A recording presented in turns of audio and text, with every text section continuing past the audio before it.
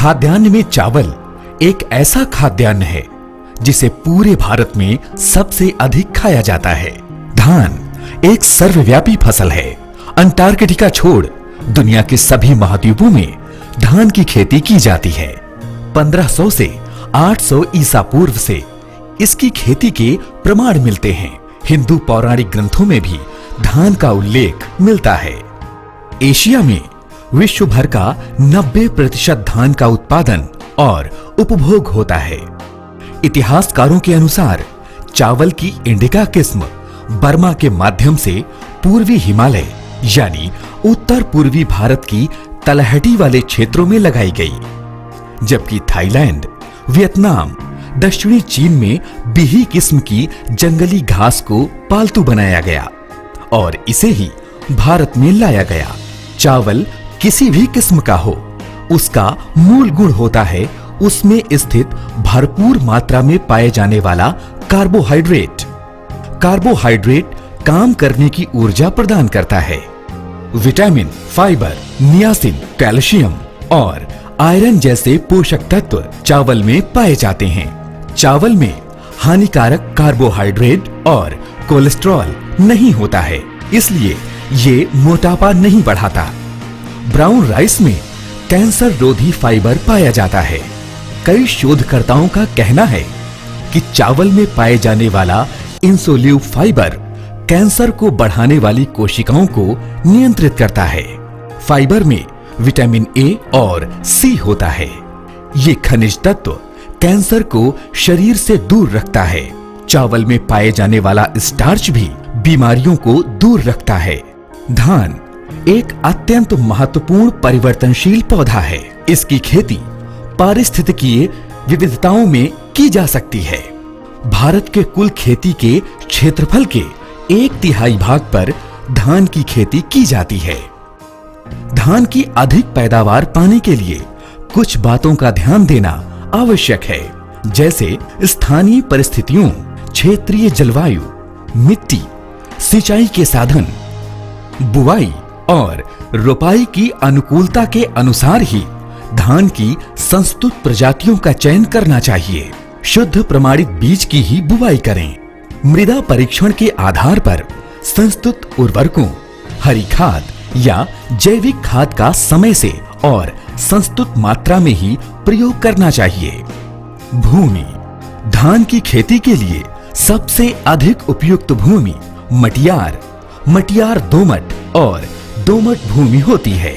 हालांकि इसकी खेती सिंचाई, उर्वरक की सुविधा होने पर किसी भी प्रकार की भूमि में की जा सकती है। खेत की तैयारी के लिए गर्मी की 2 से 3 जुताइयां करने के बाद खेत की तैयारी करनी चाहिए। धान की रोपाई से पहले अगर खेत में हरी खाद की बुआई कर देते हैं तो उत्तम होता है। मानसून शुरू होने से पहले खेत की मेड़बंदी कर दें और समुचित मात्रा में जीवांश खाद डालकर कल्टीवेटर से जुताई करके उसमें 12 से 15 सेंटीमीटर पानी रोककर जुताई करें और पाटा चला दें। इस प्रकार ये कीचड़ युक्त खेत रोपाई के लिए तैयार हो जाता है। भूमि शोधन, धान की रोपाई से पहले अगर भूमि शोधन कर दें तो उपज के दृष्टिकोण से अच्छा रहता है। भूमि शोधन के लिए फास्फेटिका कल्चर 2.5 किलोग्राम, एजेटोबैक्टर 2.5 किलोग्राम और ट्राइकोडर्मा पाउडर 2.5 किलोग्राम, इन तीनों जैविक कल्चरों को लें। इनमें 100 से 120 किलोग्राम गोबर की सड़ी खाद मिलाकर अच्छी तरह मिला दें। इसे किसी छायादार स्थान पर जूट के बोरे से ढककर 4 से 5 दिन के लिए रख दें। जूट के बोरे पर रोज पानी की छींटें मारते रहें। इसके बाद इस तैयार पदार्थ को खेत की तैयारी में अंतिम जुताई से पहले छिटक कर मिट्टी में मिला दें। इससे मिट्टी और वायुमंडल के लाभदायक सूक्ष्म जीवों की संख्या में वृद्धि होती है। पौधों की बढ़वार में सहायता मिलती है। मृदा में उपलब्ध न होने वाले पोषक तत्व भी पौधों को मिलने लगते हैं। मिट्टी की संरचना में सुधार होता है। पौधों में रोग रोधक क्षमता में बढ़ोतरी होती है। धान की प्रमुख प्रजातियां। धान की शीघ्र पकने वाली प्रजातियों में गोविंद, अश्वनी, नरेंद्र 118, नरेंद्र 80, नरेंद्र 1, नरेंद्र 2, मनहर, पंत 12, नरेंद्र 97, बारानी दीप, IR 50 और रत्ना प्रमुख हैं। धान की मध्यम देर से पकने वाली प्रजातियों की बात करें तो नरेंद्र 359, पंत 4, पंत 10, सीता, सरयू 52 और मालवीय 34 प्रमुख प्रजातियां हैं। धान की देर से पकने वाली प्रजातियों में टाइप 9, महसूरी और टाइप 23 प्रमुख हैं। उसरीली भूमि की प्रजातियां ऊसर धान 1, CSR 10, नरेंद्र ऊसर धान 1, नरेंद्र ऊसर धान 3 और CSR 13 हैं। धान की जल भराव भूमि वाली प्रजातियां स्वर्णा MTU 7029, NDR 8002, जल लहरी, जलमगन, मधुकर, जलनिधि, जलप्रिया और बाढ़ अवरोधी। संकर धान की प्रजातियां पंत संकर धान 1, नरेंद्र संकर धान 2, नरेंद्र ऊसर संकर धान 3, pro agro 6201, PHB 71, KRH 2, Pusa HR 10 और प्रो एग्रो 6444। बीज शोधन। बुवाई से पहले बीज शोधन बहुत जरूरी है।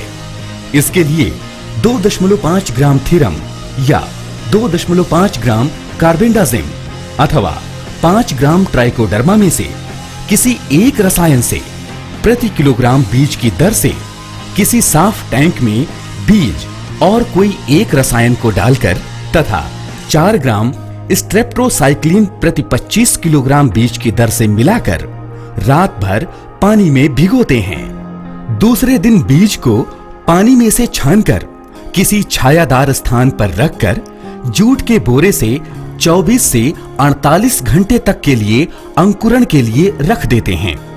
इस प्रकार अंकुरित बीज की नर्सरी में बुवाई करते हैं। नर्सरी तैयार करना। 1 हेक्टेयर क्षेत्रफल की रोपाई के लिए 800 से 1000 वर्ग मीटर क्षेत्रफल में महीन धान का 30 किलोग्राम, मध्यम धान का 35 किलोग्राम और मोटे धान के लिए 40 किलोग्राम बीज नर्सरी डालने के लिए पर्याप्त होता है। धान की नर्सरी तैयार करने के लिए हल्की और उर्वर भूमि का चयन करना चाहिए। इससे पौधे अच्छी तरह विकसित होते हैं और रोपाई के समय, उखाड़ते समय पौधों की जड़ें कम क्षतिग्रस्त होती हैं। नर्सरी का समय। रोपाई के 20 से 25 दिन पहले नर्सरी डालना चाहिए। देर से पकने वाली प्रजातियों की नर्सरी मई के अंतिम सप्ताह से जून के पहले सप्ताह तक डाल देनी चाहिए। शीघ्र पकने वाली प्रजातियों की नर्सरी 15 जून के आसपास डालनी चाहिए। नर्सरी का क्षेत्रफल। 1 हेक्टेयर क्षेत्रफल में रोपाई के लिए 700 से 800 वर्ग मीटर और विलंब से बोई जाने वाली प्रजातियों की नर्सरी के लिए 750 से 1000 वर्ग मीटर नर्सरी क्षेत्रफल की आवश्यकता पड़ती है।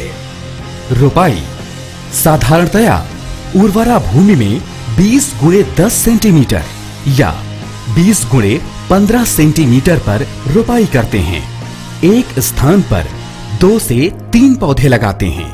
अगर रोपाई में विलंब हो जाए तो एक स्थान पर 3 से 4 पौधों की रोपाई करनी चाहिए और दूरी 5 सेंटीमीटर कम कर देनी चाहिए। इस बात का ख्याल रखना चाहिए कि प्रति वर्ग मीटर 50 हिल अवश्य रहें। उसरीले क्षेत्रों में 65 से 70 हिल होने चाहिए। रोपाई का समय। धान की 130 से 140 दिनों के अंदर पकने वाली प्रजातियों को जून के तीसरे सप्ताह से जुलाई के मध्य तक रोपाई कर देनी चाहिए। शीघ्र पकने वाली प्रजातियों को जून के तीसरे सप्ताह से जुलाई के अंतिम सप्ताह तक रोपाई कर देनी चाहिए। विलंब से रोपाई करने पर उपज में कमी आती है। देर से पकने वाली और सुगंधित प्रजातियों की रोपाई जुलाई के अंतिम सप्ताह तक करनी चाहिए। देशी तथा देर से पकने वाली प्रजातियों को मई के अंत से 15 जून तक रोपाई कर देनी चाहिए। बौनी प्रजातियों की रोपाई 3 से 4 सेंटीमीटर से अधिक गहराई पर नहीं करनी चाहिए, अन्यथा कल्ले कम निकलते हैं और उपज कम मिलती है। खाद एवं उर्वरक। खाद एवं उर्वरक का प्रयोग मृदा परीक्षण के आधार पर करना बेहतर होता है।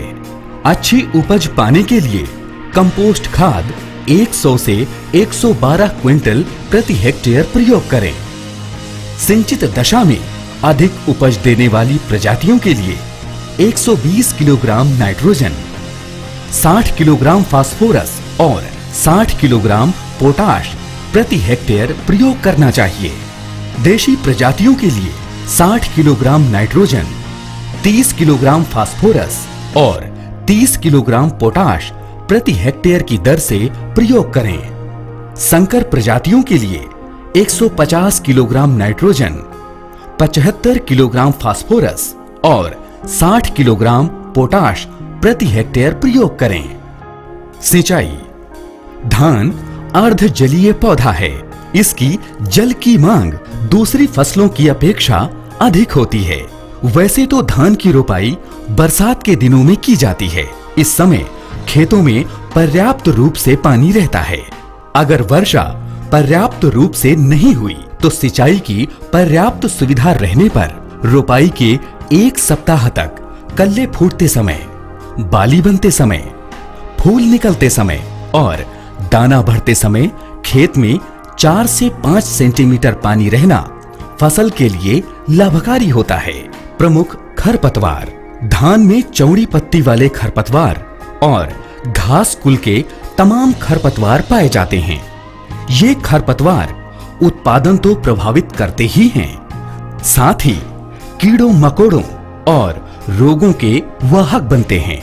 खरपतवारों के नियंत्रण के लिए पैडी वीडर, कोनो वीडर या खुरपी द्वारा हाथ से रोपाई के 20 से 25 और 40 से 50 दिन बाद खरपतवारों का नियंत्रण करना चाहिए। इससे खरपतवारों का नियंत्रण तो होता ही है, भूमि में वायु संचार भी बढ़ता है, जड़ों का विकास अच्छा होता है। खरपतवारों के रासायनिक नियंत्रण के लिए रोपाई के 4 से 5 दिनों के भीतर 3 से 4 किलोग्राम ब्यूटाक्लोर 1.65 लीटर मात्रा का प्रयोग करें। इस समय खेत में 3 से 4 सेंटीमीटर पानी होना चाहिए। चौड़ी पत्ती वाले खरपतवारों की रोकथाम के लिए 2,4-D सोडियम सॉल्ट की 650 ग्राम मात्रा प्रति हेक्टेयर रोपाई के 1 सप्ताह बाद खेत में प्रयोग करें। प्रमुख रोग। धान में पत्तियों का भूरा रोग, शीत झुलसा रोग, झोंका रोग, खैरा रोग, जीवाणु झुलसा रोग प्रमुख रोग हैं। पत्तियों का भूरा धब्बा रोग। इस रोग में पत्तियों पर कत्थई रंग के गोल अथवा अंडाकार धब्बे बन जाते हैं। धब्बे के बीच का हिस्सा कुछ पीलापन लिए हुए कत्थई रंग का होता है। इस रोग के उपचार के लिए शोधित बीज की बुवाई करनी चाहिए। खड़ी फसल पर जिंक मैग्नीज कार्बामेट या जीरम 80% की 2 किलोग्राम मात्रा 800 से 1000 लीटर पानी में घोलकर प्रति हेक्टेयर की दर से छिड़काव करें। शीत झुलसा रोग में पत्तियों पर अनियमित आकार के धब्बे बनते हैं, जिनका किनारा गहरा भूरा और बीच का भाग हल्के रंग का होता है। इसके धब्बे पत्तियों पर घेरेदार बनते हैं। झोंका रोग में पत्तियों पर आंख की आकृति के धब्बे बन जाते हैं, जो बीच में राख के रंग और किनारों पर गहरे कत्थई रंग के होते हैं। इसके अलावा बालियों, पुष्प शाखाओं और गांठों पर भूरे धब्बे बनते हैं। इन रोगों की रोकथाम के लिए कार्बेंडाजिम की 1 किलोग्राम मात्रा को 800 से 1000 लीटर पानी में घोलकर प्रति हेक्टेयर की दर से छिड़काव करें। आवश्यकता अनुसार 10 दिन के अंतराल पर 2 से 3 बार छिड़काव करें। जीवाणु झुलसा रोग। इस रोग में नई पत्तियों के नोक और किनारे एकदम सूखने लगते हैं और पत्तियां अनियमित आकार की हो जाती हैं। इसकी रोकथाम के लिए शोधित बीज की ही बुवाई करें। 15 ग्राम स्ट्रेप्टोसाइक्लिन को 600 से 800 लीटर पानी में घोलकर प्रति हेक्टेयर की दर से छिड़काव करें।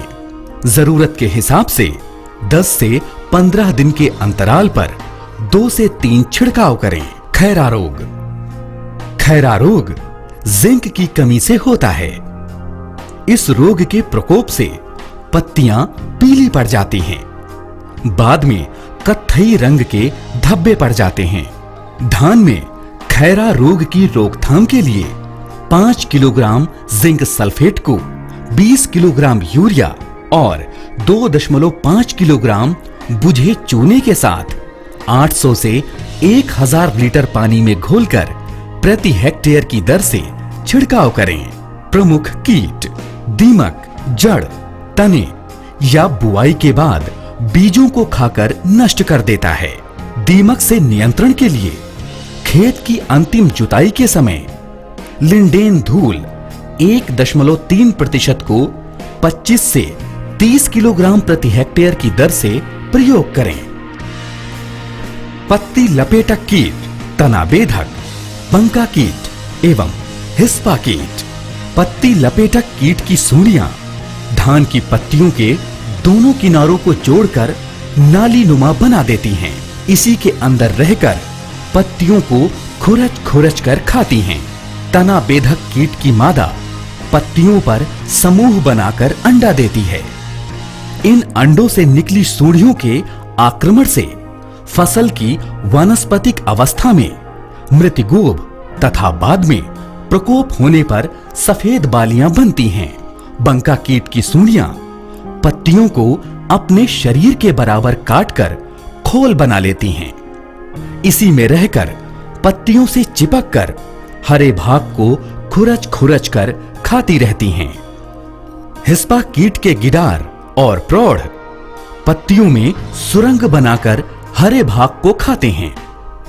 इन सभी कीटों के नियंत्रण के लिए कार्बोफ्यूरान 3G 20 किलोग्राम प्रति हेक्टेयर की दर से 3 से 5 सेंटीमीटर पानी में बुरकाव करें।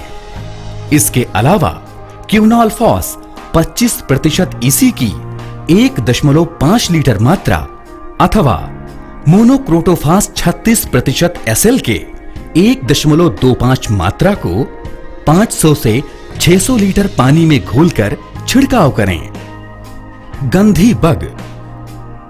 गंधी बग धान के दानों से दुग्धावस्था में रस चूस लेता है।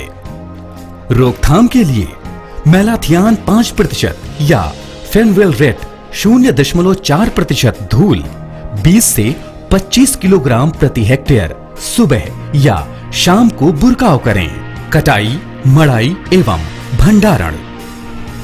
धान की कटाई बाली पक जाने पर 90% की परिपक्वता पर हाशिए से अथवा कंबाइन से करते हैं। इसके बाद धान को अच्छी तरह सुखाकर वैज्ञानिक विधि से भंडारण करते हैं।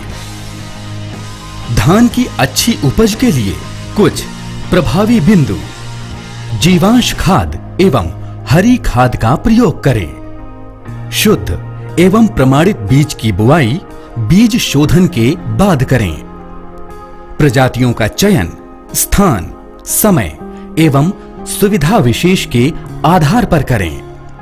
अगर घर के बीज का प्रयोग बुवाई में कर रहे हैं तो हर तीसरे साल बीज को बदल दें। फसल को कीड़े एवं बीमारियों से बचाव के लिए खेत की नियमित निगरानी करते रहना चाहिए।